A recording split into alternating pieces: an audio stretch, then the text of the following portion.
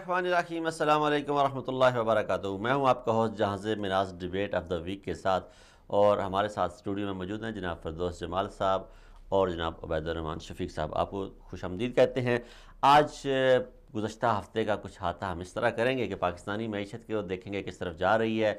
मौजूदा हुकूमत जो है वो कह रही है कि सब ठीक है, लेकिन अपोजिशन हमें मुसलसल डरा रही है। अब देखना ये है कि पाकिस्तानी अवाम को अपोजिशन की धमकियों से डरना चाहिए या अपोजिशन पेशनगोइयों से डरना चाहिए, या वाकई मईशत के साथ कुछ और नहीं जा रहा है। इसके बारे में बात करेंगे। हमारे साथ माहिर माशियात जनाब बरकतुल्लाह लोन साहब हमारे साथ होंगे कॉल पे। उसके अलावा हम बात करेंगे जी पाकिस्तान के लिए अच्छी खबर, सऊदी अरेबिया पाकिस्तान में दुनिया की तीसरी बड़ी ऑयल रिफाइनरी लगाने जा रहा है। उसमें क्या पेशरफ्त हुई है, कब तक उसका हफ्ता मुतवक्को है, कब उस पर काम शुरू होगा, पाकिस्तान को उससे क्या फ़ायदा होगा, और पाकिस्तान, चीन और सऊदी अरब ये सी पैक में नए पार्टनर बने हैं, इससे खित्ते में क्या इम्पैक्ट पड़ेगा, इसमें खित्ते की बदलती सूरत हाल पर भी बात करेंगे। और 2019 में माशी इनकलाब आएगा या जो मईशत है उसका भी बड़ा गर्क होगा। मिनी बजट किस तरफ जा रहा है, इस पर भी बात करेंगे। और महातीर मोहम्मद का जो मुतवक्का दौरा पाकिस्तान है उस हवाले से बात करेंगे कि हुकूमत पाकिस्तान ने उस हवाले से क्या होमवर्क किया है। पाकिस्तानी जो बाबू हमारे बैठे हुए हैं मलेशिया में, उन्होंने क्या पेशरफ्त की है, उन्होंने क्या फ़ायदा पाकिस्तान को पहुँचाने के लिए किया है, पाकिस्तानी बिजनेसमैनों के साथ क्या इंटरेक्शन उनकी हुई है, और क्या पाकिस्तान में मलेशिया की तरफ से कोई बड़ी इन्वेस्टमेंट आ रही है। भारतीय फौजियों की एक बड़ी मज़ाइका खेज़ वीडियो, बड़ा उनका बयान आया था। आर्मी चीफ जब भी उनका बयान देता है, कभी वो पाकिस्तान की तस्वीरें लगा देते हैं, कभी वो पाकिस्तान के JF-30 लगा देते हैं, कभी वो ऑस्ट्रेलिया, कभी और दूसरे ममालिक के वो फौजियों की तस्वीरें क्यों लगाते हैं, क्या उनके अपने फौजी इस काबिल नहीं है, इस बारे में भी बात करेंगे। और बिलावल भुट्टो जो है आजकल कह रहे हैं कि हम इस्लामाबाद पर चढ़ दौड़ेंगे, उनके अपने सूबे में क्या हाल है वो दिखाएंगे आपको असली सूरत हाल। गिलगित बल्तिस्तान में नर्स खुशबख्त के अगवा का ड्रॉप सीन हो गया है, वो क्या था ड्रामा, उसके हवाले से जो पेशरफ पाकिस्तान में होती रही वो क्या थी, उस पर बात करेंगे। क्यों उस कुछ कौम परस्त जो हैं वो इस्लामाबाद प्रेस क्लब के सामने धरना देते रहे, एहतजाज करते रहे, मुल्क को बदनाम करते रहे इंटरनेशनल मीडिया में, तो उसका ड्रॉप सीन क्या हुआ वो भी देखिएगा, हमारे साथ रहें। और जरदारी नवाज शरीफ और मौलाना फजल रहमान का इत्तेहाद किस करवट बैठा है वो देखते हैं। मौलाना फजल रहमान साहब क्यों उदास हैं वो हम आपको बताने की कोशिश करेंगे। और तजारती खसारा, क्या वाकई पाकिस्तान को तजारती खसारे का सामना है, इस हवाले से भी बात करेंगे। हमारे साथ रहिए। हमारे साथ सबसे पहले मौजूद होंगे टेलीफोन लाइन पर बरकतुल्लाह लोन साहब, हम उनसे बात करेंगे। फिरदौस साहब, बरकतुल्लाह लोन साहब जब तक आते हैं, खुश आमदीद प्रोग्राम में। आप क्या समझते हैं कि पाकिस्तान को किस डगर पर जाता हुआ देख रहे हैं? क्या मौजूदा हुकूमत तब्दीली करने जा रही है? किस में तब्दीली, कहाँ तब्दीली, कैसी तब्दीली अब तक नज़र क्यों नहीं आ रही? बिस्मिल्लाहिर्रहमानिर्रहीम। सबसे पहले तो जानजेब साहब, आपने सवाल बड़ा मुश्किल किया है, और जिस तरह के मीडिया पे चीज़ें चल रही हैं, खासकर हसन निसार साहब और इस तरह के लोग जो PTI को, जो दूसरे लफ्ज़ों में हमारी हुकूमत थे, उसकी जिस तरह उन्होंने शुरू में सपोर्ट की, और अब जिस तरफ वो लोग जा रहे हैं, जिस तरह क्रिटिसाइज़ कर रहे हैं, तनकीद कर रहे हैं, बहुत मुश्किल है कि PTI के हक़ में, हुकूमती हक़ में बात की जाए। लेकिन मैं ज़ाती तौर पर समझता हूँ कि हुकूमत जिस तरफ जा रही है, दो चीज़ें हैं। एक चीज़ तो ये है कि मतलब हुकूमत वक्ती तौर पे बहरान से निकलने के लिए जो इक़दाम कर रही है, उससे अवाम के ऊपर भी दबाव पड़ रहा है, चीज़ें महंगी हो रही है। एक तो वो है, एक लॉन्ग टर्म जो काम कर रही है हुकूमत, तो उस हवाले से उसके जो समरात आएंगे आगे, माशी इनकलाब और माशी हवाले से बाहर से जो सरमायाकारी होगी, इन्वेस्ट होगी, इंडस्ट्रीज़ लगेंगी, ये सारी चीज़ें, इसका जाहिर है कोई 3 महीने में, 4 महीने में उसके समरात सामने नहीं आएंगे। तो मैं समझता हूँ कि कुछ वक्त आगे हुकूमत, एक ज़ाती तौर पर ये मेरी राय है, उबैद साहब आपको भी शामिल करते हैं, कि मेरी ज़ाती तौर पर राय ये है कि पाकिस्तान में जो अपोजिशन होती है वो झूठ को इस कदर बढ़ा चढ़ा के बयान करती है कि आवाम जो उससे सच समझना शुरू हो जाते हैं। असली सूरत हाल जो है वो हुकूमत बता रही होती है, हुकूमती तर्जमान को पता होता है इस वक्त हमारी मईशत कैसी है, या वर्ल्ड बैंक को पता होता है, या इंटरनेशनली जो मॉनेटरी एजेंसियां उन्हें पता होता है कि पाकिस्तान की इस वक्त सूरत हाल क्या है। पाकिस्तान की इस वक्त जो सूरत हाल सामने आ रही है, पाकिस्तान में एक अफरा तफरी की फ़िज़ा फैलाई जा रही है, पाकिस्तान में एक बदअमनी की फ़िज़ा फैलाई जा रही है। इससे पहले कि पाकिस्तान में बैरूनी इन्वेस्टर आए, पाकिस्तान को इंटरनेशनली इस कदर बदनाम करने की कोशिश की जा रही है कि बैरूनी इन्वेस्टर डर जाए, वो ऐसी गैर यकीनी सूरत हाल पैदा कर दी जाए पाकिस्तान में कि वो आए ना, वो अपना सरमाया ना लेके आए। अब देखिए, बड़ी बड़ी जो कंपनीज हैं वो आ रही हैं, हमने देखा एक बड़ी कंपनी वो ऑयल एंड गैस की तलाश के लिए पाकिस्तान में पहुंची। सऊदी जो है, सऊदी अरब एक बहुत बड़ी इन्वेस्टमेंट सऊदी अरामको के जरिए लेके जा रहा है और पाकिस्तान में ऑयल रिफाइनरी लगाने जा रहा है। ये एक खुशाइंद बात है, ये पाकिस्तान को बड़े अरसे बाद ये खुशियां नसीब हो रही हैं। लेकिन दूसरी तरफ पाकिस्तानी मीडिया नेगेटिव किरदार अदा करते हुए मौजूदा हुकूमत के लिए एक नया चैलेंज खड़ा कर रहा है। गुज़श्ता हुकूमत जब नवाज शरीफ साहब की आई इक़्तिदार में, उस वक्त की मैशियत कुछ इसी तरह थी। जब जरदारी साहब इक़्तिदार में आए तो उनको भी मैशियत इसी तरह मिली थी, बल्कि उनको थोड़ी अच्छी मिली क्योंकि मुशर्रफ के दौर में पाकिस्तानी मैशियत मजबूत थी, बेहतर थी। नवाज शरीफ साहब को मैशियत कमज़ोर मिली, उन्होंने कर्जे लिए, कर्जे लेकर उन्होंने गलती ये की, कर्जों से उन्होंने ऐसे मनसूबे लगा दिए पाकिस्तान में जिनसे हम डॉलर कमा नहीं सकते। मेरी माशात से बात हो रही थी, उन्होंने बताया कि जब हम कोई भी मुल्क कर्जे लेता है, जैसे मलेशिया ने भी कर्जे लिए, इंडिया ने भी कर्जे लिए और दूसरे मालिक कर्जे लेते हैं, वो जब कर्जे लेते हैं तो डॉलर में कर्जे लेते हैं और वो ऐसे मनसूबे लगाते हैं जिनसे डॉलर बनाए जाए, फिर उन डॉलर को अपने रिजर्व में भी रखते हैं, उन्हीं डॉलर से मुल्क में तरक्की भी करते हैं, मुल्क में तरक्याती काम भी करते हैं और उन्हीं डॉलर से कर्ज वापस भी किया जाता है। हमारे यहाँ बदकिस्मती ये हुई कि हमने डॉलर लिया, डॉलर अपने पास रखे, कुछ डॉलर तो हमारे पास आए नहीं, बाहर से वो डील हो जाती थी, IMF को कर्जों की मदद में चले जाते थे। दूसरा, कुछ डॉलर हमने लिए और वो डॉलर हमारे यहाँ आए, हमने उससे 300 अरब डॉलर का मेट्रो ऑरेंज ट्रेन का मनसूबा लगा दिया, उस पर 12 अरब डॉलर की सालाना सब्सिडी देनी पड़ेगी। यानी हमने जो डॉलर लेके आए उस पे से हमने डॉलर कमाए नहीं। फिर हमारे साथ सबसे बड़ा धोखा हमारे ताजर करते रहे। हमारे ताजर ये करते थे कि वो पाकिस्तान से सब्सिडी लेते थे एक्सपोर्ट के नाम पे, कि आप हम हुकूमत पाकिस्तान हर ताजर को सब्सिडी देती है, एक्सपोर्ट के नाम पर सब्सिडी दी जाती है, टैक्सों में से छूट दी जाती थी। वो क्या करता था, पाकिस्तान से अपना माल सस्ते दामों लेके अमेरिका, बरतानिया, दुबई वो लेके जाता था, उन मार्केटों में अपना माल बेचा, वो पैसा डॉलर पाकिस्तान लेके आने के बजाय वो हमारा सरमायादार क्या करता था, वहीं पे पैसा इन्वेस्ट किया, वहीं पे अपने फ्लैट लिए, वहीं पे अपने बच्चों की स्कूल फीसें अदा की, बच्चों को सेटल किया, अपनी नस्लों को सेटल किया और डॉलर पाकिस्तान में आया। इस तरह पाकिस्तान को खुसारा होता रहा। नवाज शरीफ साहब के साथ जो लगा हुआ था ये तजारती और ये जो बिजनेसमैन था, उसके मकसद यही थे कि क्योंकि इनका अपना भी यही मशगला था कि मनी लॉन्ड्रिंग, पैसा बाहर ले जाना, और ताजर जो था उसके पास बहुत बड़ा अच्छा उसको लिंक जो था वो गवर्नमेंट ऑफ पाकिस्तान ने दिया हुआ था। तो इस तरह ये जो मैशत की पटड़ी है। और अब यहाँ पे एक छोटी सी बात करना चाहूँगा कि जब हिटलर ने मारना शुरू किया ना यहूदियों को, तो जेलों में बंद किया हुआ था, तो वहाँ पे एक जोसेफ नामी यहूदी था उसकी जेल में, तो वो अपने सारे कैदियों को ये कहता था कि बहुत जल्द जर्मन फौजें जो है ना आने वाली हैं, आप जा रहे हैं बेफिक्र हो जाएं, इसका कला कमा हो जाएगा और हम सारे आज़ाद हो जाएंगे। वो मेरे पास एक रेडियो है, मैंने अपनी बैरक में रेडियो रखा हुआ है, वो बैरक में रेडियो जो मेरे पास पड़ा, मैं उसमें रोज़ खबरें सुनता हूँ। पेशरफ्त बड़ी तेज़ी से हो रही है, हिटलर का शिकस्त होने वाली है, हम सारे आज़ाद हो जाएंगे। वो देखते उन खाना भी कैदियों को नहीं देते, कैदियों को वो मार भी रहे होते, कैदियों पर जुल्म सितम भी कर रहे होते, लेकिन फिर भी उनका मोराल जो था वो हाई होता जा रहा था। उम्मीद में रखा, एक उम्मीद थी, लेकिन वो झूठ बोल रहा था उनके साथ। तो हुआ ये कि वो जब उसको एक दिन मार दिया और उसकी बैरक का सफाई की, उसमें से देखा तो कुछ भी नहीं मिला, कुछ भी नहीं था वहां पे, वो झूठ बोलता था। लेकिन वो जो कुछ अरसे बाद वाकई हिटलर को शिकस्त हुई तो वो सारे कैदी आज़ाद हो गए। तो उसके आज भी कब्र पर लिखा हुआ है जोसेफ द ग्रेट लॉयर। तो हमारे यहाँ सच को छुपा के, मतलब आपकी हुकूमत जोसेफ का किरदार अदा नहीं, जोसेफ का किरदार अदा नहीं करना चाहिए, लेकिन कम से कम इतना किया जाए कि सच को ना छुपाया जाए, सच जो है वो अवाम के सामने लाया जाए। ये क्या तरीकाकार है कि आप एक मुल्क है, नई हुकूमत आई है, 5 उसे महीने हुए आए हुए इक़्तिदार में, और हर तरफ से उस पर तोपों को रुख कर दिया, वैद साहब से नहीं छोड़ रहे। वैसे आप कैसे देख रहे हैं, आप क्या समझते हैं? देखिए माशाल्लाह आपने एक अच्छी तकरीर की है, जज्बाती तकरीर की है और बातों की हद तक माशाल्लाह मुझे पसंद आई है। लेकिन हक़ाइक़ बहुत मुख्तलिफ हैं जनाब जहां साहब। मसला ये है कि जो जैसे फिरदौस साहब ने बात की, कुछ शॉर्ट टर्म मंसूबे हैं, कुछ लॉन्ग टर्म मंसूबे हैं। अभी जो मौजूदा हुकूमत के ऊपर जो सबसे बड़ा चैलेंज है वो उन्होंने मौजूदा मईशत से बाहर निकल के आना है। और जो हमारे पहले शेडो मिनिस्टर थे फाइनेंस के, जब तहरीक इंसाफ ने उनको नॉमिनेट किया तो वो अपना होमवर्क सही तरीके से नहीं कर सके, और मौजूदा यही मसला आया है कि उनका होमवर्क कंप्लीट नहीं था, जिसकी वजह से मज़ीद मसाइल के अंदर हम गिरते जा रहे हैं।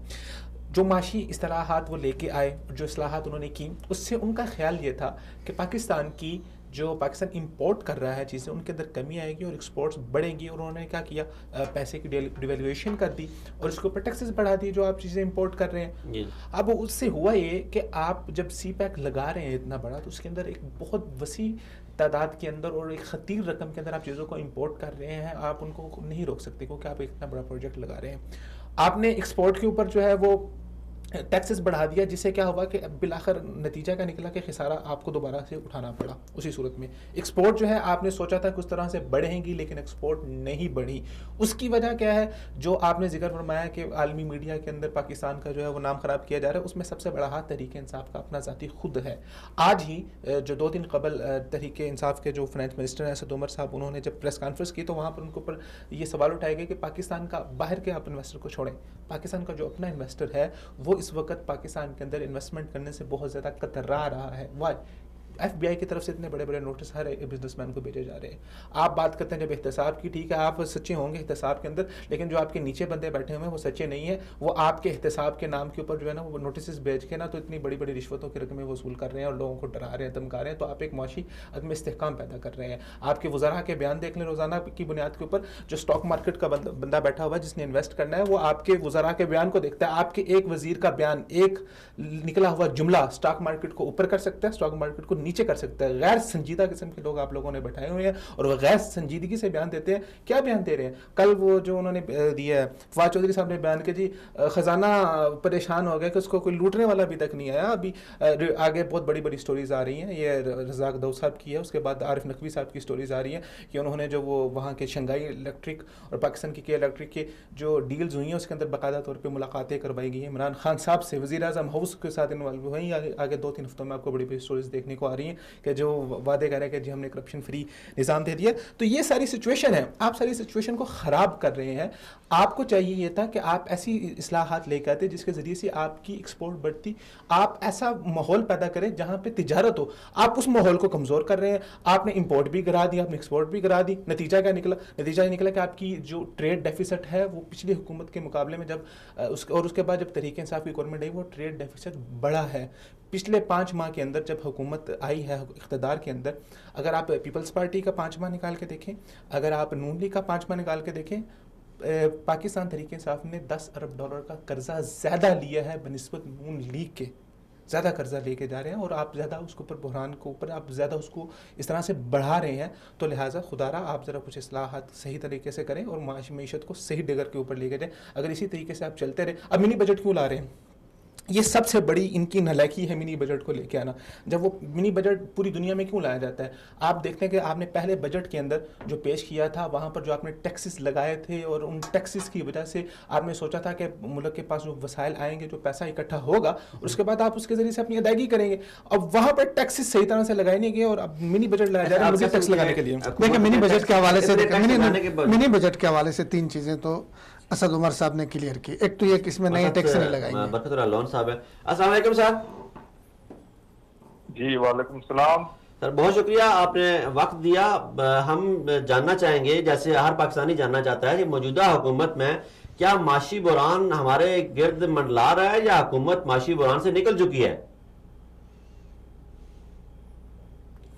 नहीं, इस वक्त हुकूमत माशी बहरान से निकल नहीं चुकी है, बल्कि माशी बहरान अभी है और हुकूमत कोशिश कर रही है कि उससे निकला जाए।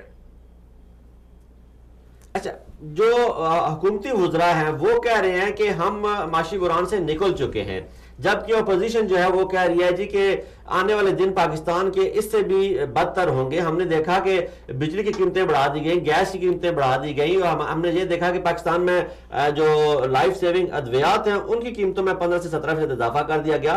तो हुकूमत कौन सी तब्दीली लाने जा रही है? कैसे इस बुरान पर काबू पाएगी? हुकूमत के पास कोई पॉलिसी है?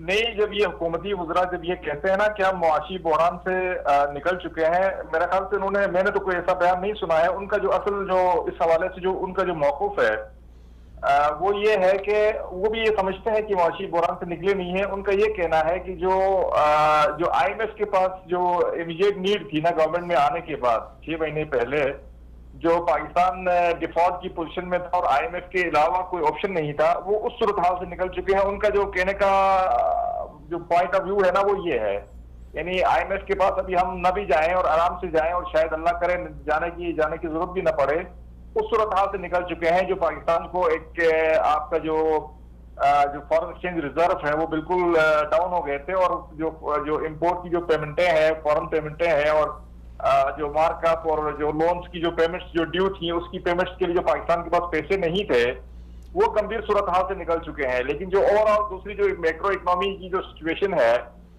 वो अभी उसके खतरात, उसकी मशाकिल जो है, उसके मसाइल अभी बरकरार हैं, और ये आहिस्ता आहिस्ता गवर्नमेंट कोशिश कर रही है उससे निकला जाए, और उसके लिए टाइम लगेगा। ये कोई दिनों में या महीनों का काम नहीं है, ये मेरे ख्याल से अगला 1 से 1.5 साल लगेगा इसमें। ये जो हुकूमत ने कर्जे लिए हैं अभी दोस्त ममालिक से, इन कर्जों को साल या 2 साल या 3 साल का वक्त लिया है, क्या 2 साल में ये कर्जे वापस करने के काबिल होंगे हम? कोई ऐसे मंसूबे लगाने जा रहे हैं पाकिस्तान में जिनसे हम इतने डॉलर कमा लेंगे कि ये कर्जे वापस कर सके हम?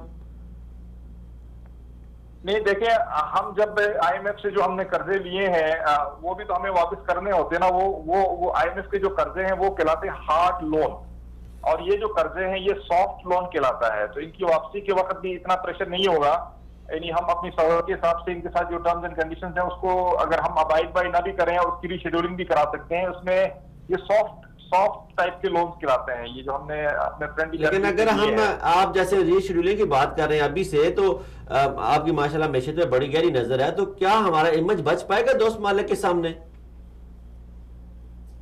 क्या मैं आपकी आवाज समझ नहीं पाया? क्या अगर हम रीशेड्यूलिंग की बात करते हैं, कर्जे हम वक्त पे अदा नहीं कर सकते, तो जैसे इस दफा हम IMF के पास नहीं गए, हम दोस्त ममालिक के पास गए हैं, तो क्या हम आइंदा इस हालत में होंगे अगर कर्जे हमने वक्त पे वापस ना किए तो दोस्त ममालिक के पास जा सके?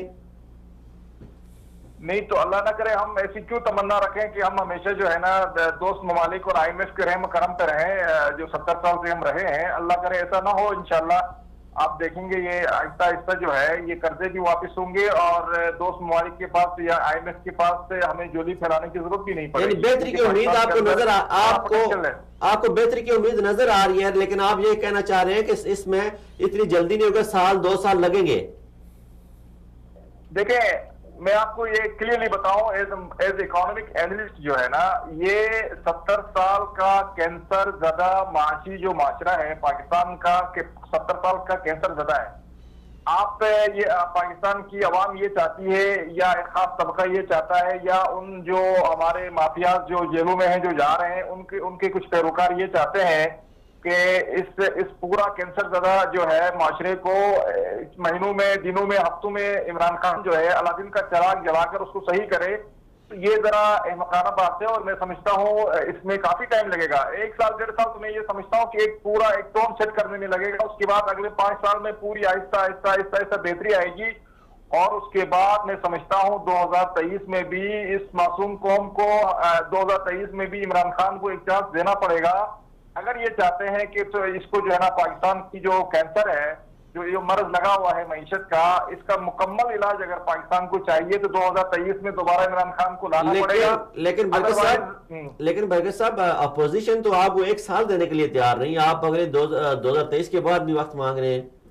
आप किस अपोजिशन की बात कर रहे हो? इन चोरों लुटेरों की बात कर रहे हो, जो डाकू चोर, जो मैं अल्फाज इस्तेमाल नहीं करना चाहता, आपने अपोजिशन का नाम लेके जो है ना ये अपोजिशन की बात कर रहे हो, जो चोर लुटेरे सारे दुनिया में 10% के नाम से मशहूर थे, फिर 100% हो गए, फिर ये माफिया जो अंदर बैठा हुआ है, जो जेलों में है, जो जेलों में जा रहे हैं, सारे चोर लुटेरे जिन्होंने 70 सालों में मुल्क का बेड़ा गर्क कर दिया, इस अपोजिशन की बात करते हो। लेकिन हमने देखा कि आप जो अभी मौजूदा हुकूमत है लोन साहब, ये इनको चोरों को लुटेरों के लिए जो आपने अल्फाज इस्तेमाल किए वही अल्फाज इस्तेमाल कर रहे हैं, पकड़ रहे हैं उनको, अदालतों के जरिए सजा दिलवा रहे हैं, लेकिन वो जो उन्होंने कहा था कि लूटी हुई रकम हम इनसे वापस लेंगे, पैसा वापस इनके हलक से निकाल के ले आएंगे, वो मुराद सही साहब कहते थे नवाज शरीफ तो नहीं निकाल के लाया, तो आप देखेंगे हम निकाल के लाएंगे, वो नजर नहीं आ रहा कुछ। सर, आपने एक चोर को APC का सरबराह बना दिया। देखें, ये जो पाकिस्तान में जो माफिया है ना, नीचे जो एक गेटकीपर से लेके ऊपर टॉप ब्यूरोक्रेसी तक जो 22 ग्रेड का ऑफिसर है और फिर अपोजिशन है, वो सारा जो पूरा एक मशीनरी है ना, पूरा एक माफिया है। एक मतलब अल्फाज नहीं है, इतना जो है ना हमारा माशरा बिगड़ा हुआ है। इतने बिगड़े हुए माशरे में आप ये समझते हैं कि इमरान खान आए और सबको जो है ना, सबको वो पकड़ ले। अगर बादशाहत होती, अगर जमहूरियत नहीं होती, यकीन जानिए, अगर बादशाहत होती, पाकिस्तान में डेमोक्रेसी नहीं होती, ये इमरान खान जो है ना आते और आप देख लेते कि सब कुछ जो है ना फांसी पे लटका के सबसे पैसे निकाल चुके होते, जैसे मतलब जो उनको जेलों में बंद करके जो यहाँ का जो फार्मूला था उसको अप्लाई करते। लेकिन ये जमहूरियत के नाम पे एक बड़ा मसला है, उसको जो है ना सबको साथ लेके चलना है। लोन साहब, हमने ठीक है आपकी बात, हमें ये कहा जाता रहा कि हमारे पास एक बहुत बड़ी टीम है, हमने अपना वर्क कंप्लीट कर लिया, हमने देखा शैडो मिनिस्टर भी इलेक्शन से पहले अनाउंस किए गए अमेरिका बरतानिया की तर्ज पे। लेकिन क्या वजह हुई कि हुकूमत को अब फिर शैडो बजट पेश करने जा रहे हैं? ये इसकी जरूरत क्यों पेश आई? क्या ये नालायकी है हुकूमत की या कुछ नासमझी है? देखें, इसको समझने की जरूरत है, थोड़ा सा मुझे टाइम दीजिएगा इसको समझाने के लिए। जी जरूर। देखें, ये जो बजट 2000 आपका 18-19, ये पिछली गवर्नमेंट ने पेश किया, जाने से कोई एक आध महीना पहले उन्होंने पेश कर दिया। उसूलन ये बजट जो है पिछली गवर्नमेंट को पेश नहीं करना चाहिए था, क्योंकि आगे इसको पूरा जो नई गवर्नमेंट को इसने चलाना था और उस बजट को उन्होंने मीट करना था। तो ये बेसिकली उन्होंने एक अपनी विश लिस्ट इस बजट में डाल दी थी कि ऐसी चीजें डाल दी थी जिसको कंप्लीट करना अगली हुकूमत के लिए नामुमकिन था। उनको अंदाजा था उन्होंने गवर्नमेंट में आना नहीं है और पीटीआई ने गवर्नमेंट में आना है, तो उन्होंने अपना सारा जो है ना अपनी जो मलबा है उस बजट में डाल दिया। नंबर एक, हमें समझने की जरूरत है। तो जब उस बजट में इस तरह की चीजें डाल दी, तो उस बजट को जब नई गवर्नमेंट आई तो उन्होंने, मैं समझता हूँ काफी लेट किया है। इनको थोड़ा इससे भी पहले जो है ना मिनी बजट लेकर आना चाहिए था और उसमें जो इस बजट में इस्लाहात करनी चाहिए थी वो होनी चाहिए थी अभी तक। लेकिन चले, अब देर आए दुरुस्त आए, 5 महीने अभी हैं बजट 30 जून 2019 तक।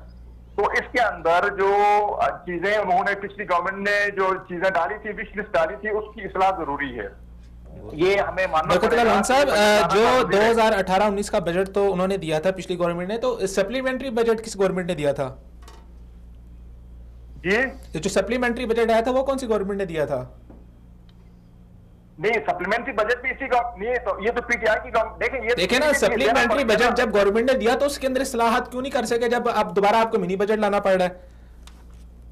नहीं, देखें मेरी बात सुने, सब जब एक जो मेन बजट देखें, जो एक मेन बजट बनता है, जब पूरे मुल्क का फर्स्ट टाइम जब जो बजट बनता है उसमें सारी चीजें कवर अप होती हैं।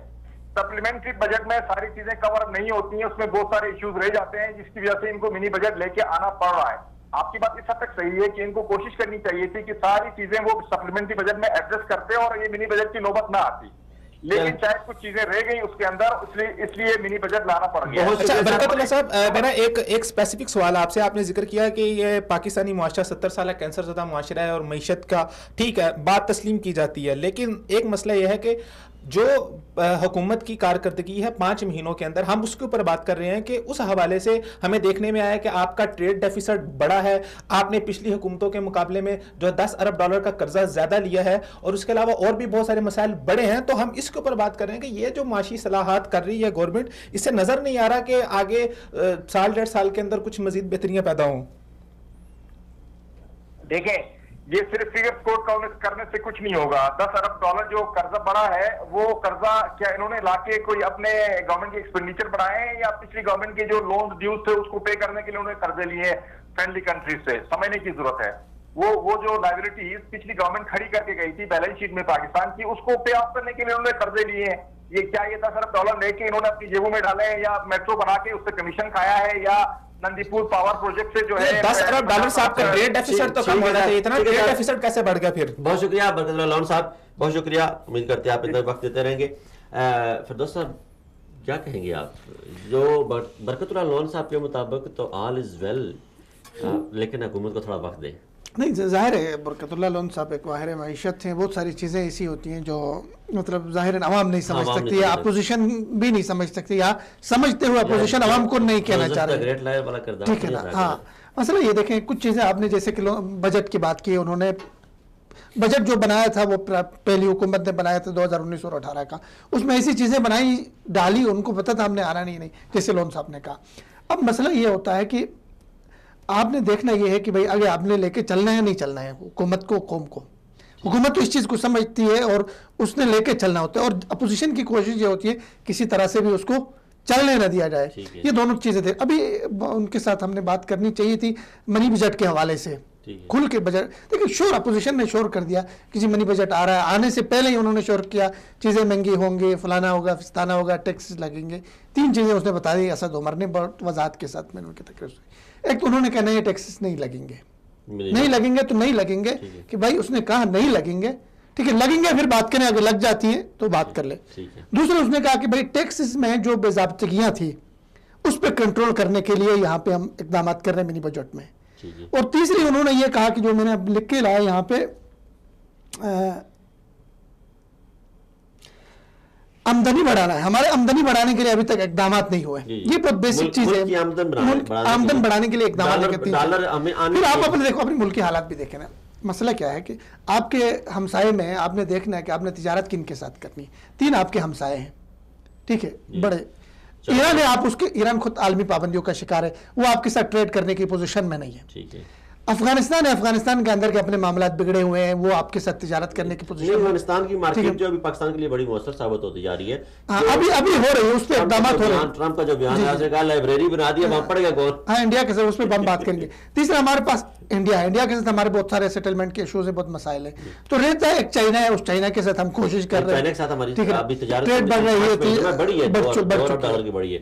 उबैद रहमान साहब, सॉरी, आप बात कर रहे थे उनसे, आप लोन साहब की बातों से जो है फिरदौस जमाल साहब मुतफिक नजर आए। अच्छा देखिए, मेरा नोट दीजिएगा, आप बहुत सारे मामलात हैं जो 3 वजूहात जिक्र किए फिरदौस जमाल साहब ने, यही होनी चाहिए थी। और ये होना चाहिए था सप्लीमेंट्री बजट के अंदर, जिसको बरकतुल्लाह लोन साहब ने भी कोट किया। लेकिन वो सप्लीमेंट्री बजट के अंदर हुकूमत नहीं कर सकी, होमवर्क कंप्लीट नहीं था, नाकामी थी, नालायकी थी, इस बात को तस्लीम कर लें। दूसरी चीज़, आगे साल से 1.5 साल के अंदर हुकूमत का काम यह है कि हुकूमत कम से कम ये जो तवाज़ुन था मईशत का ख़राब हो रहा था, उस तवाज़ुन को बरकरार रखती। क्योंकि आगे 2-2.5 साल के बाद वैसे ही आपके पास जो बड़े बड़े प्रोजेक्ट लग रहे हैं, हम आगे सऊदी अरब ने जो बड़ी इन्वेस्टमेंट की उसके ऊपर भी बात करेंगे। क्योंकि चाइना का जितना तेल है वो अब पाकिस्तान के रास्ते से होकर जाएगा। उसमें खाली चाइना का नहीं, ये पाकिस्तान का बेसिकली अरब ममालिक का, दुबई का, ये भी उस ऑयल रिफाइनरी में जाएगा। नहीं, ऑयल रिफाइनरी में क्यों लगा रहे हैं, हम आगे मजीद तफसील में बात करें। ऑयल रिफाइनरी में इसलिए लगा रहे हैं ताकि यहाँ से डायरेक्ट ऑयल रिफाइन होकर चाइना को जाए, और चाइना जो ऑयल बहुत बड़ा कंज्यूमर है, तो उसका जितना वो रोड का टूल टैक्स है और बहुत सारी चीज़ें आएंगी, तो आगे 2-2.5 साल में मीशत वैसे ही बेहतर हो जाएगी। आपका काम क्या था, आप अच्छे पत्ते ही खेलते कि आप 1.5-2 साल तक मीशत को तवाज़ुन करके रखते, लेकिन इन्होंने अपनी नालायकियों की वजह से मीशत को गिरा दिया है। अब इसको संभलने के लिए कम से कम 1.5-2 साल मजीद। आप ये समझते हैं कि ये मौजूदा हुकूमत ने मीशत को गिरा दिया, गुज़श्ता हुकूमतों का कोई किरदार नहीं? देखिए, गुज़श्ता हुकूमतों का किरदार है, लेकिन उन्होंने तवाज़ुन रखा हुआ था, इनसे तवाज़ुन नहीं संभाला गया। देखिए, मैं एक बात यहाँ एक चीज़ देखो जहन में रखनी, मौजूदा हुकूमत की एक चीज़ को आपको सराहना पड़ेगा, इस हुकूमत ने कौम से जुट नहीं बोला।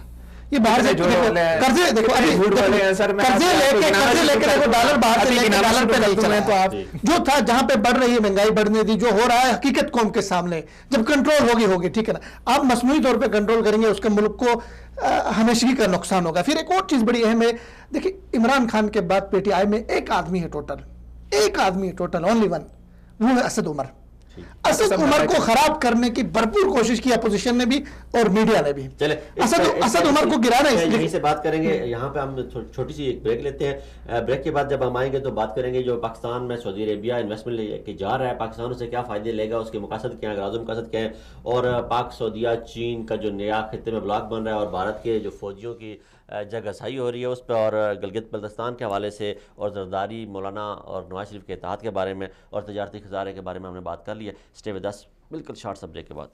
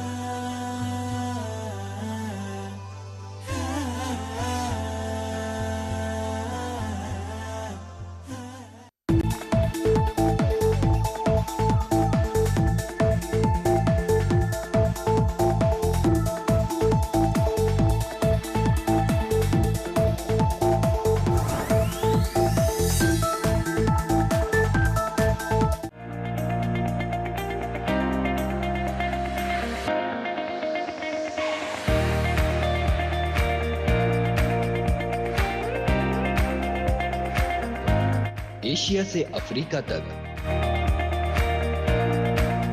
अमेरिका से यूरोप तक, पाकिस्तान से सऊदी अरब तक,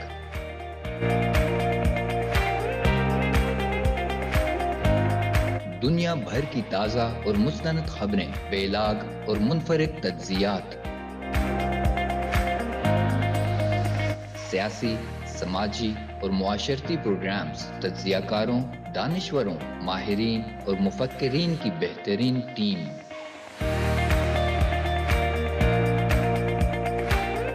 उर्दू जुबान के सबसे बड़े मुस्तनद चैनल 24 उर्दू के जरिए हर पल रखेगी आपको बाखबर।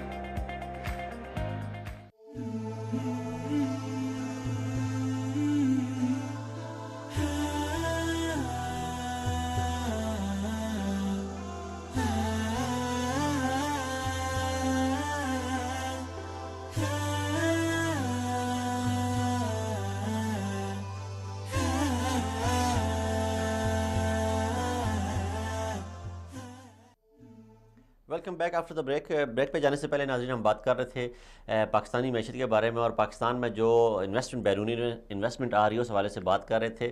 मेरा और फिरदौस जमाल साहब का ये मौक़िफ़ है कि मौजूदा हुकूमत की ये कामयाबी है कि वो बैरूनी इन्वेस्टर को तैयार कर लिया, उसने आमादा कर लिया, वो पाकिस्तान में आके इन्वेस्ट कर रहे हैं। जहाँ हम बैरूनी दुनिया से कर्जे ले रहे हैं वहाँ हम अपने मुल्क के लिए मैशत की बेहतरी के लिए इस्लाहात भी कर रहे हैं जो सामने नज़र आ रही हैं। जबकि उबैदुर रहमान शफीक साहब ये समझते हैं कि जो अभी मौजूदा इन्वेस्टमेंट आ रही है वो अपने अगराज़ मकासद के लिए आ रही है। ज़ाहिर सी बात है, कोई भी बंदा कोई भी कारोबार करता है वो अपने ज़ाती मकासद के लिए करता है, अपने ज़ाती फ़ायदे के लिए करता है ताकि उसे फ़ायदा हो। उनका फ़ायदा होगा लेकिन साथ हमारा भी फ़ायदा होगा।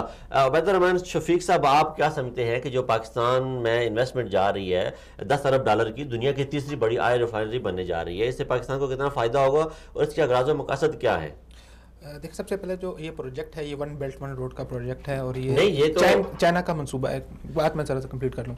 ये चाइना का मंसूबा मुख्तलिफ ममालिक से होता हुआ जा रहा है और मुख्तलिफ ममालिक के अंदर मलेशिया के अंदर, बात कर रहे हो? मैं ऑयल रिफाइनरी के ऊपर आ रहा हूँ और आपने गवर्नमेंट के ऊपर आ रहा हूँ कि इस प्रोजेक्ट के ऊपर बात करूँ। तो ये बेसिकली मंसूबा चाइना का है और चाइना इसको आगे लेके चल रहा है और इसके फेजेस थे, वो फेजेस कंप्लीट होना शुरू हो रहे हैं। उसके लिए उसने अपनी एक स्ट्रेटजी बनाई हुई है, उन फेजेस के मुताबिक चल रहा है। तो उस फेज़ के लिहाज से, उस स्ट्रेटजी के हिसाब से इस वक्त के अंदर यही कुछ होना था, चाहे तहरीक इंसाफ की गवर्नमेंट होती, चाहे कोई और यानी कि ऑयल रिफाइनरी जो है ये बननी थी। हाँ जी, ये सब चीजें ये सब चीजें होनी थी। ये एक स्ट्रेटेजिक प्लानिंग थी। आप चाइना को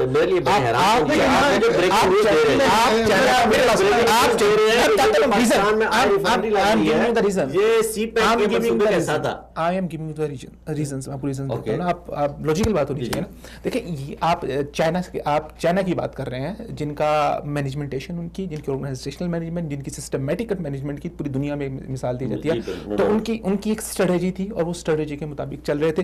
और अब क्या है कि इस स्ट्रेटेजी का हिस्सा और पार्ट बनने जा रहे हैं दीगर लोग। इससे ये जो पूरा एक जो बनी है, पूरी लाइन बनी है, जो पूरा रोड बना है चाइना का, वो चाइना इसके जरिए से मेन चाइना का जो हदफ है वो चाइना यहाँ से ऑयल को इंपोर्ट करना चाहता है। पहले चाइना को ऑयल इंपोर्ट करने के लिए उसे बहरी जहाज़ पे ऑयल लादना पड़ता है और वो होके होते श्रीलंका से होता है, वो ऊपर 4000 किलोमीटर पे जाता है। अब ये 4000 से सिमट के ये फासला 1000 किलोमीटर का हो जाएगा। चाइना में सबसे पहले जो भी बड़ा ऑयल जहाँ से इंपोर्ट कर रहा है चाइना, उसमें आपका यूएई की कंट्रीज आती है, उसमें आपका सऊदी अरब भी आता है। अब इस पूरी सिचुएशन के अंदर मसला ये है कि यहाँ पर ग्वादर के अंदर जो आपकी अरामको है, अभी जो गए हैं अरामको के जो बोर्ड के चेयरमैन है वो गए हैं। उससे पहले जो आपके यूएई के जो सदर आए हैं, वो जो यूएई के आपके शहजादे थे वो आए हैं, जो आपके मामला उनके साथ चल रहे हैं। यहाँ पर एक आप ऑयल रिफाइनरी लगा रहे हैं। इन सब गवर्नमेंट्स का या इन सब ममालिक की चाहत ये है कि चाहे कि हम पहले अपने मुल्क के अंदर ऑयल को रिफाइन करें, ठीक है, वहाँ पर पूरी हम करें, उसके बाद यहाँ पर इंपोर्ट करके उसको यहाँ पर लाया जाए और फिर यहाँ से फिर आगे उसको भेजा जाए। तो अब यहाँ पर ऑयल रिफाइनरी बन रही है जिसके जरिए से यहाँ पर ही सब कुछ होगा, इंपोर्ट होगा। ऑयल ने तो इंपोर्ट होना ही होना था, चाहे वो यूएई से होता, चाहे वो होता सऊदी अरब से होता। अब क्या है कि एक ज्वाइंट वेंचर हो रहा है पाकिस्तान का, और इसमें पाकिस्तान का काम क्या है कि पाकिस्तान अपनी लेबर देगा, पाकिस्तान की लेबर को फायदा होगा। यहाँ से जो ऑयल है वो आपका इंपोर्ट होकर चाइना के ऊपर जाएगा। तो ऑयल इंपोर्ट होना ही होना था। अब ये सारी सिचुएशन है इसके अंदर मुझे बता दें कि गवर्नमेंट का क्या तीर। अच्छा, इसमें मुझे बात करने दें। पहले बात उबैद साहब के बयान से न सिर्फ मैं आदमी इत्तेफाक करता हूँ बल्कि इंतहाई मज़ाक का खेस करार दे रहा हूँ। मुझे भी यही लगा। बात ये देखिए, कोई भी हुकूमत कहीं पे इन्वेस्ट करती है, कहीं पे पैसा लगाना चाहती है, तो वो सिर्फ ये नहीं देखते कि यार देखो वो अपने मुल्क के अंदर तो कर सकते हैं किसी तरह से, लेकिन दूसरे मुल्क में जाके अगर वो पैसा लगाना चाहती है, इन्वेस्ट करना चाहती है, सरमायाकारी चाहती है, तो वो हालात भी देखती है, आलमी सिनारियो भी देखती है, अंदर आलमी तौर पे क्या हो रहा है। पहली बात ये कि सऊदी अरब वहाँ पे गया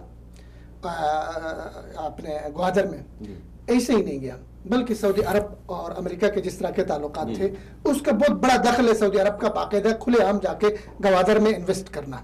जिस तरह का अमेरिका के साथ इनको मामलात हुए वहाँ के, उनके सेनेट में हुए, सऊदी अरब के खिलाफ चीज़ें हुई, वो सारे को भी इसमें जोड़ के देखना होगा। एक बात ये, दूसरी बात ये है कि ये जो आप कह रहे हैं कि जी चाइना जो है पहले से तय था ये सारा कुछ होंगे, अगर पहले तय होता तो ये चीज़ें बाहर रखी आती। सबसे पहले अभी आप देखें उसने यूएई ने खुल के उसके गवादर की मुखालिफत की। जी बिल्कुल, उनके बाकायदा तौर पे उन्होंने उनके सामने आई चीजें आई, उनके वजीरों के बयान। इमरान खान साहब ये जरूर इस हुकूमत को क्रेडिट न दे दे, लेकिन आप ये इस चीज को समझे कि भाई ये हुकूमत आते ही पहले इन्होंने कोशिश की कि किसी पे के हवाले से दोबारा से चीजें सामने आई, दोबारा से इसको वो करे, इसको खोल के हुकूमत आती तो सीपैक बंद हो जाना था। नहीं बंद नहीं हो जाता, लेकिन सऊदी अरब का शामिल करना सीपैक में, ये बाकायदा तौर पे इसका आपको क्रेडिट देना पड़ेगा। 22 हुकूमतों को दरखास्तें दी, किसी ने एक्सेप्ट नहीं की उसमें शामिल होने के लिए। तो ये आप देखें सर फिरदौस साहब, आप जो गुज़श्ता हुकूमत की क्रेडिबिलिटी थी उस पर देखिए मैं दुनिया आप सऊदी अरब के जज साहब, आप सऊदी अरब के चाइना के तहफ़्फ़ुज़ात से, चाइना के तहफ़्फ़ुज़ात सऊदी अरब की शमूलियत पे चाइना के तहफ़्फ़ुज़ात से बाकायदा डेलीगेशन गए हैं, उनके तहफ़्फ़ुज़ात दूर किए गए और चाइना ने बाकायदा बयान दिया 5 महीने तक उस पर मुज़ाकरात। आप सऊदी अरब की इकोनॉमी की सूरत हाल देखें, उसकी यूएई की इकोनॉमी की सूरत हाल देखें, दे वांट, उनकी ज़रूरत है इस वक्त, उनको ऐसे प्रोजेक्ट चाहिए जहां से वो अपनी मईशत को उसका इस्तेहकाम ला सके, और ये प्रोजेक्ट्स उनकी ज़ाती ज़रूरत है। आप जब मैं उनकी ज़ाती ज़रूरत है, सुना नहीं कि मैंने कहा कि जब कोई दुनिया में कहीं कोई कारोबार शुरू करता है, अगर बयान कल सुना है, कल खालिद फाले का बयान अगर आपने सुना है गवादर में बैठ के, उसने उस तिजारती पॉइंट ऑफ व्यू से हट के एक बयान दिया, अगर उस पर आपने गौर किया, उसने क्या कहा, चाइना, पाकिस्तान और सऊदी अरब, ये तीनों खत्ते के ऐसी ताकत बन के सामने आएंगे जो आलमी सतह पर ये बयान सियासी बयान होते हैं, सियासी बयान होते हैं। आप इसको आप रियलिटी से नहीं हट सकते। मुझे बात बताएं, मैं आपकी बात उस वक्त जरूर तस्लीम करता कि इस प्रोजेक्ट के अंदर सऊदी अरब का यूएई का मफाद बहुत कम होता, पाकिस्तान का ज्यादा होता, वो पाकिस्तान इमरान खान की खातिर जो है वो आ जाते यहाँ पे आकर। इसके अंदर 100% फायदा इसका यूएई का है, 100% फायदा सऊदी अरब का है, और उनकी जरूरत है और अपनी जरूरत के लिए आ रहे हैं, और वो आना ही आना था। अगर सऊदी अरब ना आता यहाँ पे कोई और मुल्क आके लगा लेता। हमारी सूरत हाल ये है कि हमारे यहाँ क्रिकेट टीम खेलने के लिए नहीं आ रही, आज को 10 अरब डॉलर उठा के बंदा अपना लिया था। कमाल बातें करते हैं आप।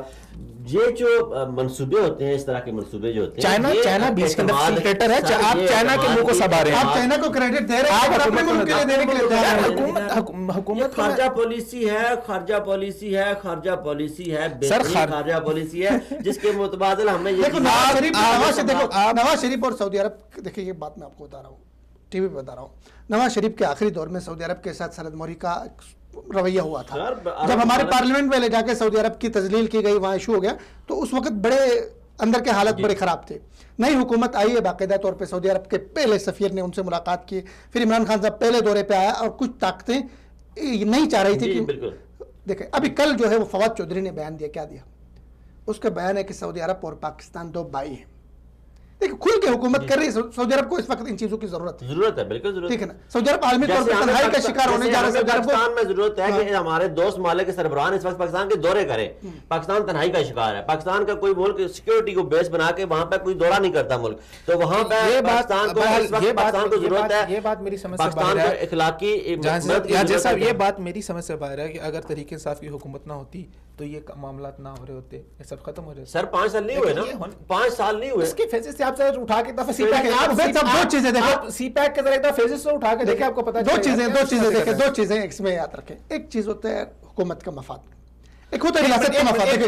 मेरी बात मुकम्मल हो गवादर के हवाले से 12 डेवलपमेंट, साल- नवाज शरीफ के दौर में डेवलपमेंट जितनी 12 तरक्की साल बाद, डेवलपमेंट नवाज शरीफ के दौर में नहीं हुई। 12 रोड्स बने, कंप्लीट हुए, वहां पर जनरल रहीस शरीफ जाके 12 साल बाद, 12 साल बाद कैसे शेख था ना, कैसे शेख कह सकते था हैं? ना, ये मौजूदा हुकूमत का नाम है। सर, आगे चलते हैं। आखिर में छोड़ते आगे एक चलते चीज के देखो फर्क रखे हमेशा, एक होता है हुकूमत का मफाद, एक होता है रियासत का मफाद। सिर्फ एक रियासत का मफाद था, इसमें जरदारी दौर में भी काम हुआ, शुरू मुशर्रफ साहब ने किया, जी। जरदारी दौर में काम हुआ, नवाज शरीफ के दौर में भी काम हुआ, इमरान खान के दौर में हम ये कहते मुल्की- हैं बेहतरी आया, क्रेडिट दे दें। ये मुल्की मंसूबा है और इसमें बेहतरी आनी चाहिए, और हम जो भी इसके लिए बेहतरी मुल्की करेगा, मंसूबा नवाज बेहतरी शरीफ साहब ने जो कुछ इसके लिए किया, एहसन इकबाल साहब ने जो कुछ इसके जो लिए किया, पीसफुल माहौल, जो मुझे इमरान खान बताएं, साहब इसके लिए जो कोशिश पीसफुल करता माहौल- है, इमरान खान ने मेरा ये मानना है कि एक इमरान मिनट खान सर, साहब बात मेरा ये आप मानना- ज्यादती ना करें, आप ज्यादती ना करें। देखिए, जो पीसफुल माहौल जो नून लीग की गवर्नमेंट ने दिया, आपके पास, आपके मुल्क के अंदर पीएसएल हुआ, आपके मुल्क के अंदर दीगर लोग आए, आपके मुल्क के अंदर सैरो सेहत के दरवाजे खुले, अब आप आके उन्हीं के लोगों को इस्तेमाल कर रहे हैं, उन्हीं के लोगों को आपने रखा हुआ, उन्हीं के खिलाफ बातें करते हैं। ये ज्यादती ना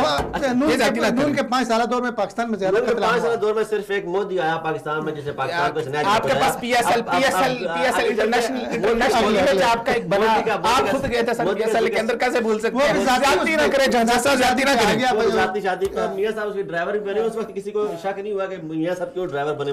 ये जज्बाती अमामी जुमले आप इस्तेमाल करके जो है ना राह फिरा ले जाते हैं। क्योंकि आजकल कुछ दुनिया में बड़ी वीडियोस जो हैं बहादुरी के चर्चे हैं जी, तो कुछ आप उस हवाले से कुछ तस्वीर हैं हमारे पास, वो तस्वीर देख लेते हैं, फिर उस पर तबसरा करते हैं। जी प्रोड्यूसर साहब तस्वीरें दिखाएं। ये तस्वीर जो है जी ये तस्वीर देखिए, ये इसमें भारतीय झंडा पेंट किया हुआ और इसमें ये तासुर दिया है कि ये खवातीन पाकिस्तान के बॉर्डर पे खड़ी है और भारतीय ऐसी खवातीन तो भारतीय फिल्मों में देखने को मिलती है।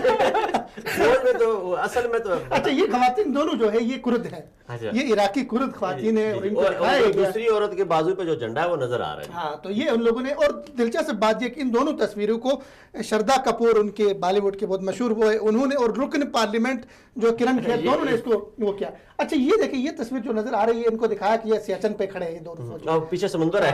प्रोड्यूसर साहब से कहे पिछली तस्वीर दोबारा दिखाइए, पिछली तस्वीर को दोबारा लेके जाए।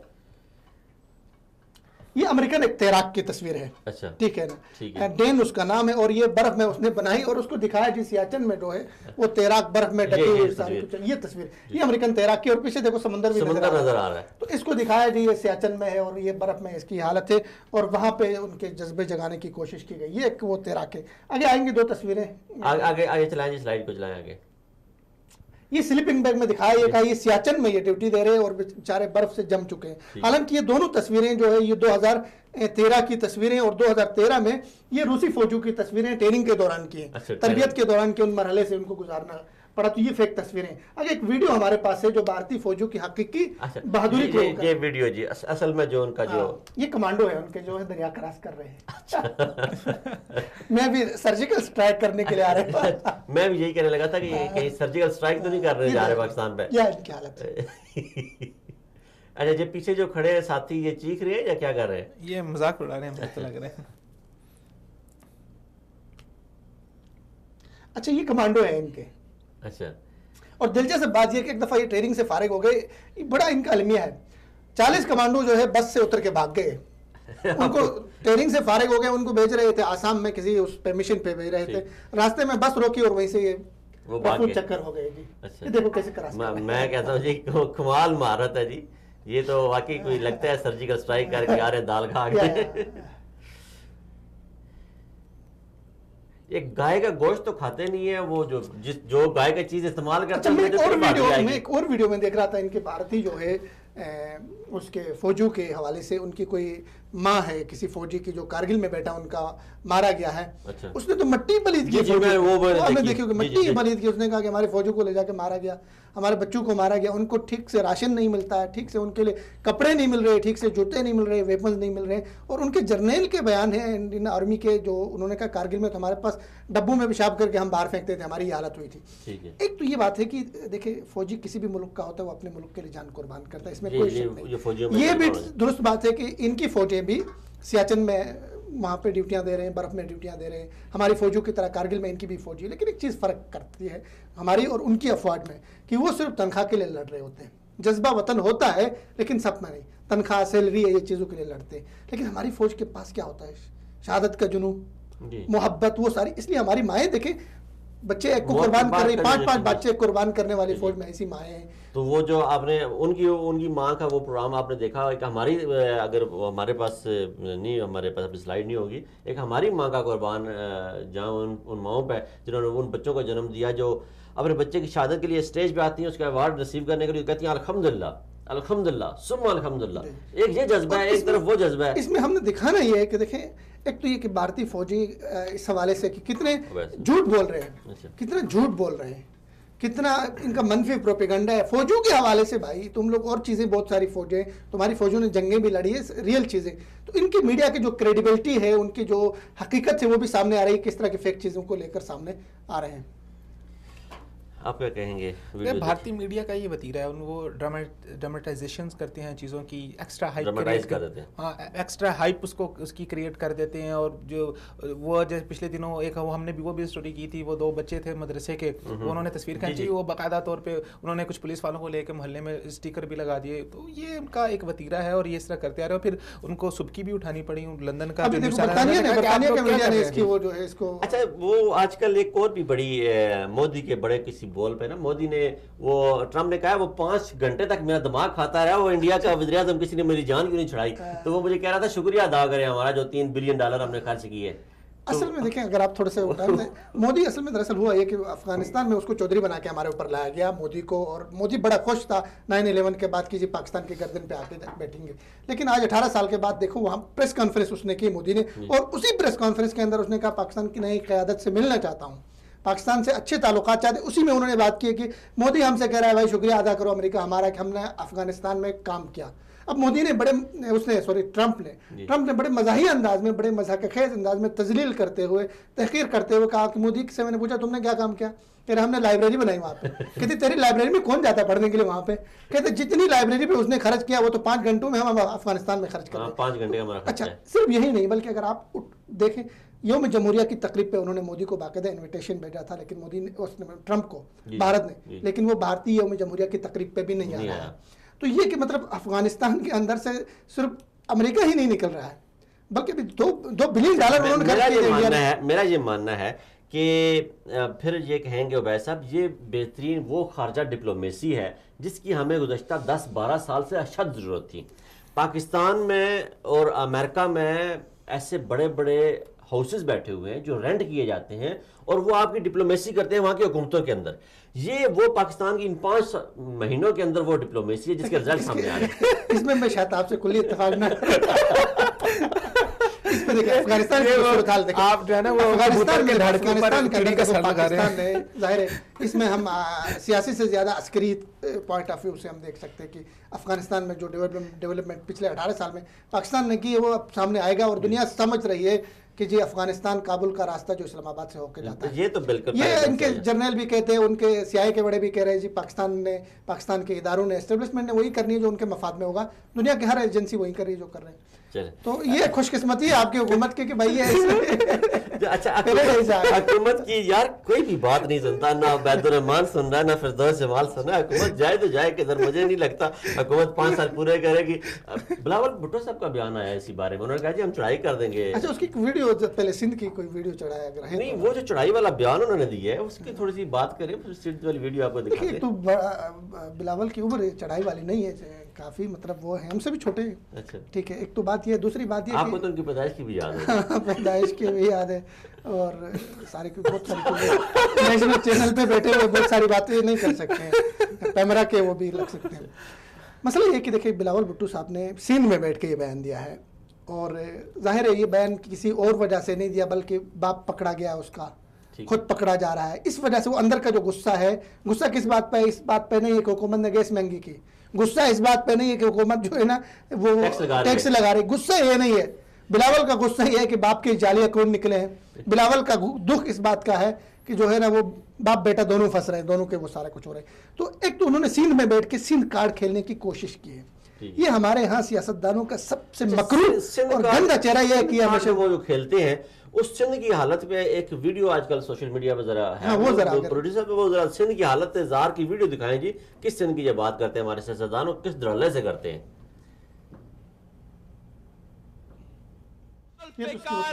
भुट्टो का खून उन तमाम ये वो वीडियो आ गई। हाँ जी, वो वीडियो।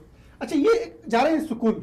हाँ, ये बच्चे स्कूल जा रहे हैं, ये वालिदैन। दलदल कीचड़ ये सारा क्रॉस करके ये जा रहे हैं स्कूल, और इनके साथ इनका बेचारों का मास्टर साहब भी हैं, अच्छा, यहाँ पे मौजूद हैं। देखिए छोटे बच्चे। पूछना ये था उबैद साहब कि भुट्टो जिंदा है या मर गया, देखें जरा। भुट्टो इसी दलदल के नीचे है। है जी? इसी दलदल के नीचे, इसी कीचड़ के मरना नीचे। नहीं था, लेकिन इन्होंने मारा है उसको।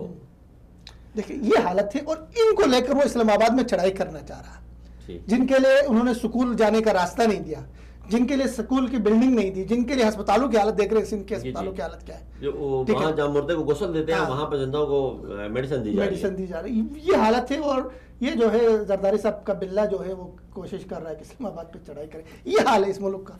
कैसे यहाँ पे मुल्क हालत कैसी बदलेगी, लेकिन फिर लोग हुकूमत कैसे चलेगी। फिरदौस उबैद रहमान शफीक साहब, ये हालात देखते हुए जी, जी। फिर आप जैसे महज़ब लोग क्यों नवाज शरीफ और जरदारी साहब को सपोर्ट करते देखिए हैं? हम सपोर्ट नहीं कर रहे, हम कह रहे हैं कि जितना उनका जितना जो कुछ उनकी अच्छाई है वो आप बयान करते हैं, जो बुराई है उसको बयान करें। आप हमेशा कोशिश ना करें कि हर अच्छाई को जो है वो आप तरीके इंसाफ के खाते में डालते जाएं, और हर जो बुराई है वो आप निकाल के हुकूमत के खाते में डालते जाएं। ये वीडियो अगर देखिए ये इसके ऊपर तो दिल खून के आंसू होता है। ये सिंध की जो कमपुरसी है और सिंध के साथ जो किया गया है, जो ये सिंध की जो कसम पुरसी है सर, वही हालत पंजाब में भी है। अगर आप वो मैं कहना चाह रहा था बात, लेकिन आपने बात किया तो मैं ये कह देता हूँ। जरा मेरे ख्याल से अगले प्रोग्राम में आप कोशिश कीजिएगा, जरा केपी की भी जरा कुछ वीडियोस इस तरह की निकाल के लाइएगा, लेके आइएगा कि जो दूध शहद की नहरें वहाँ पे बह रही है, जरा वो भी जरा लेके आइएगा। बात देखिए, बात ये है लेकिन 5 साल और 40 साल का तो तकाबुल नहीं किया जाएगा। यहाँ तो भुट्टो जिंदा है। कोई केपी में कोई जुल्म हुआ है, वो पाकिस्तानी है, हमारे भाई है, हमारे साथ हमारी नस्लों के साथ जुल्म हुआ है, उस पर बात होनी चाहिए। चाहे वो नवाज शरीफ, हम पूरे पाकिस्तान की बात करेंगे, पूरे पाकिस्तान की बात करेंगे। सारे एक जैसे मुजरम है। जिसने इस मुल्क के साथ ज्यादती की है, वो देख रहे उस दिन उन्होंने वो सिंध असेंबली में कहा जी दुआ करें मौलवी साहब की, जिसने इस मुल्क को लुटाया अल्लाह करे सारे घर को। मैं तो कहता हूँ आमीन। वो उन्होंने कहा नहीं, हम नहीं कहते आमीन। सिंध के हालात के ऊपर, चाहे सिंध हो, चाहे पंजाब हो, चाहे बलूचिस्तान हो, चाहे केपी की हो, हर जगह पे जितने भी आपके सियासतदान हैं सब एक खेत की मूली हैं। इन्होंने लूटा है मुल्क को, और अब हम उम्मीद करते हैं कि दुआ है हमारी कि इस मुल्क के ऊपर कोई जो नई रोशनी नमूदार हो और इस मुल्क को आगे लेके जाए। लेकिन बिलावल साहब इसी जुमले पे बात खत्म करके आगे बढ़ाएंगे। लेकिन बिलावल साहब के बयान का एक सियासी पहलू भी है, और आप उसको डिस्कस किए बगैर आगे नहीं जा सकते। बिलावल साहब जो ये बयान दे रहे हैं, इसका अगर आप सियासी तज्जिया देखें तो इस हवाले से ये है कि हुकूमत ने, जो हम कहते थे कि हम किसी को नहीं छोड़ेंगे, हमने देखने में आया कि उन्होंने जरदारी साहब के केस भी वापस लिए, उन्होंने फिर ये ECL से नाम भी निकले सबके, और सारी सिचुएशन हुई। अभी अंदर जरदारी साहब का और बिलावल भुट्टो का नाम अब वापस नहीं हुआ। केस वापस ले लिए कि नहीं? केस वापस लिया। खुर्रम शेरज़मान मेरे बड़े अच्छे दोस्त हैं, मैं केस वापस लेके नहीं लिए को बड़े जाती तौर पे जानता हूं। सर ये अंदर खाते हैं इलेक्शन कमीशन। सर ये हुकूमत को मान ले ये आप उनके पास मौका है, वो गरज रहे हैं, और हुकूमत ने जो अंदर खाते काम किए ये उसको उनकी गिलगित बल्तिस्तान की गुज़श्ते दिनों एक जो है नर्स, उसका अगवा का हमने बड़ा किस्सा सुना।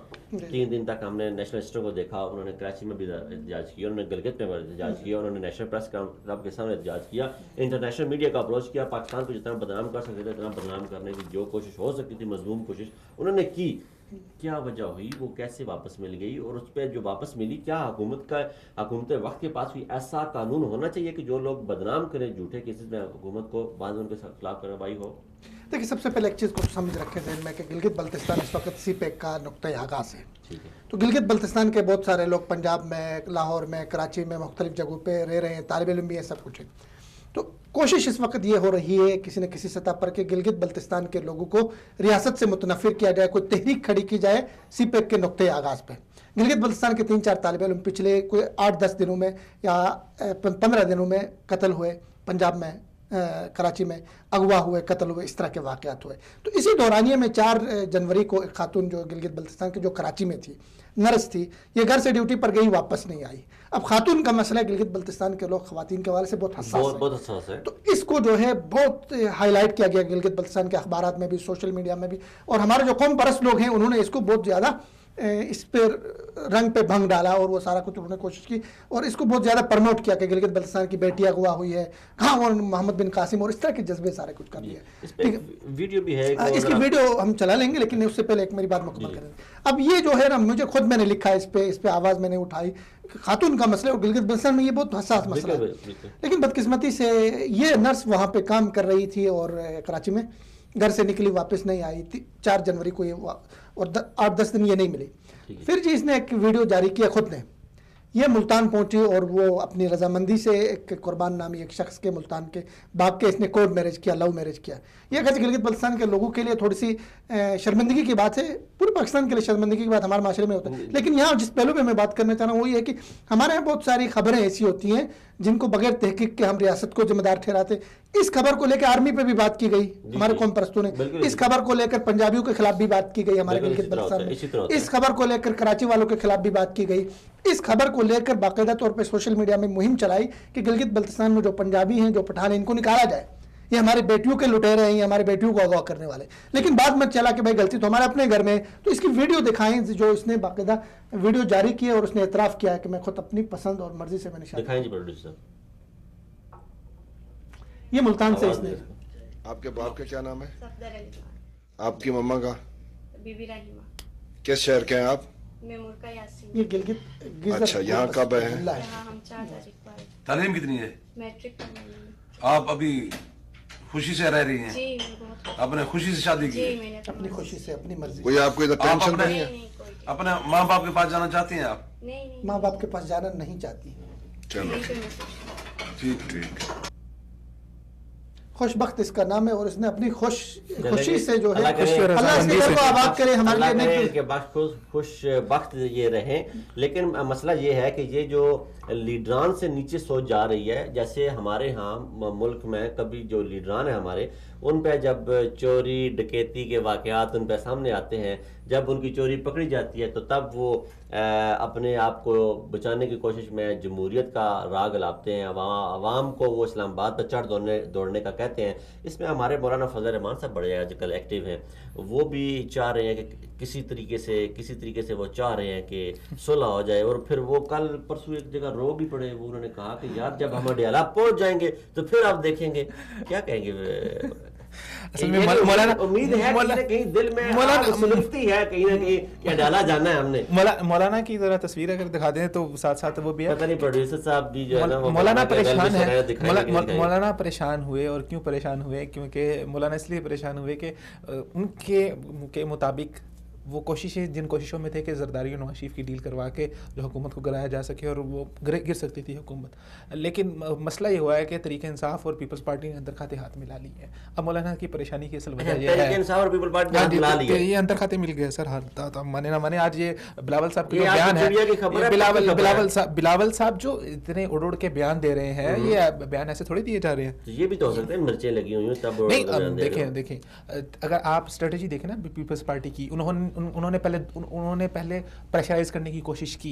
जब उन्होंने देखा कि प्रेशराइज करने से मामला ख़राब हो रहे हैं, फिर उन्होंने 2 कदम पीछे लेके आए। हुकूमत ने भी आगे से प्रेशराइज किया, लेकिन जब मौलाना सरगर्म हुए और उसके बाद जब हुकूमत को नजर आया कि ज़रा कश्ती डोल रही है, तो उन्होंने फिर ज़रा हल्की सी क्लीन चिट दे दी है पीपल्स पार्टी को। चल देखिए, मौलाना के हवाले से तो हम हमेशा मोहब्बत है मौलाना के साथ हमारी, और पाकिस्तान के मंजे हुए सियासतदान है, बहुत बड़ा नाम। आपकी वैसे खुसूसी बात है, जुमला ये कि मौलाना साहब के आंसू हमसे नहीं देखे जा रहे हैं। मौलाना साहब ने बहुत कोशिश की और एतराफ़ किया, उन्होंने कहा कि जरदारी को मनाता हूँ तो मियाँ साहब नहीं मान रहे, मियाँ साहब को मना रहा हूँ तो जरदारी नहीं मान रहे। जाहिर है मौलाना साहब के साथ हमारी हमदर्दियाँ हैं। मौलाना अच्छा चाहते हैं तो आप कुर्सी क्या कराती है?